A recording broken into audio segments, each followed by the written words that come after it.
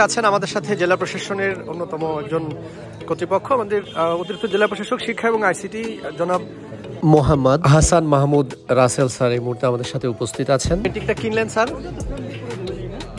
এবং এটা সম্পর্কে স্যার যদি আপনি দুটো কথা বলেন স্যার, সেটা খুব ভালো হবে স্যার। এবং মনে হচ্ছে যে আপনি একজন সংস্কৃতি প্রেমী মানুষ স্যার, এবং এটা যে আপনি কিনলেন স্যার, কি মনে করে স্যার এটা কিনলেন স্যার? আজকে মহান বিজয় দিবস স্যার, অনেক আবেগ ভালোবাসার জন্য আমার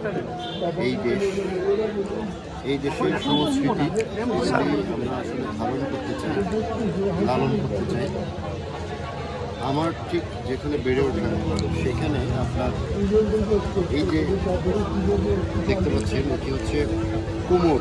হ্যাঁ হ্যাঁ স্যার, কাজ স্যার কাজ করার জন্য যে রিং বা চাকার উপর তারা কাদা রেখে মাটি রেখে বিভিন্ন তৈরি করে, ঠিক সেটির একটি কাজ এখানে ফুটিয়ে তোলা হয়েছে, যেটি আসলে আমাদের আবেগের সাথে মিশে আছে।